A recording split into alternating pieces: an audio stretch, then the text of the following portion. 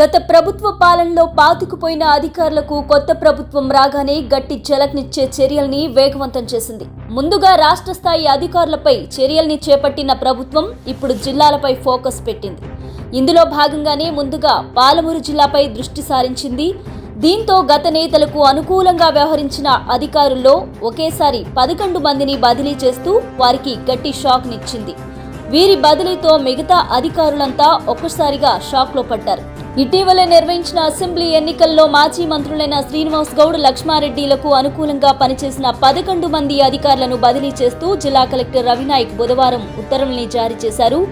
వీరిలో మహబూబ్ నగర్ కు చెందిన 8 మంది అధికారులు కాగా జడ్చర్ల నియోజకవర్గానికి చెందిన 3 అధికారులున్నారు. వీరిపై ఎన్నికల సమయంలోనే చర్యలు తీసుకోవాలని కాంగ్రెస్ అభ్యర్థులు ఫిర్యాదు చేసినా అప్పటి ప్రభుత్వం వారికి అండగా నిలిచిందనే ఆరోపణలున్నాయి.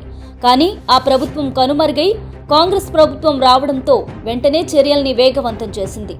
లేటు లేకుండా ఆరోపణలున్న అధికారులపై బదిలీల వేటు వేస్తూ అందరికీ గట్టి షాక్నిచ్చారు. స్పెషల్ డిప్యూటీ కలెక్టర్ కార్యాలయంలో డీటీగా పనిచేస్తున్న వరప్రసాద్ ను మహబూబ్ నగర్ అర్బన్ డీటీగా నియమించారు. మహబూబ్ నగర్ అర్బన్ డిప్యూటీ తహసీల్దార్ రాజగోపాల్ ను గండీడ్కు బదిలీ చేశారు. గండీడ్ డీటీ మహమ్మద్ ఇంతియాజుద్దీన్ ను district manager civil supply Mahabub Nagar కు బదిలీ చేశారు. District civil supply Mahabub Nagar DT Mohammed Asgar Khan ను స్పెషల్ డిప్యూటీ కలెక్టర్ కార్యాలయంకు బదిలీ చేశారు.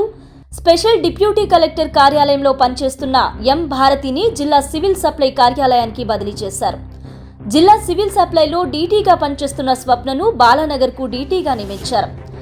బాలానగర్ డీటీ దేవేందర్ ను నవాపేట్ డీటీగా బదిలీ చేశారు. నవాపేట్ డీటీగా పనిచేస్తున్న లిఖితను జిల్లా సివిల్ సప్లై కార్యాలయానికి బదిలీ చేశారు. జిల్లా సివిల్ సప్లై కార్యాలయంలో డీటీగా పనిచేస్తున్న విష్ణుప్రియను ఆర్డీఓ కార్యాలయానికి బదిలీ చేశారు. ఆర్డీఓ కార్యాలయంలో డీటీగా పనిచేసే వెంకటేశ్వరరావును జిల్లా సివిల్ సప్లై కార్యాలయానికి బదిలీ చేశారు. జిల్లా సివిల్ సప్లై కార్యాలయంలో పనిచేస్తున్న బి బాలప్రసాద్ ను స్పెషల్ డిప్యూటీ కలెక్టర్ కార్యాలయానికి బదిలీ చేశారు.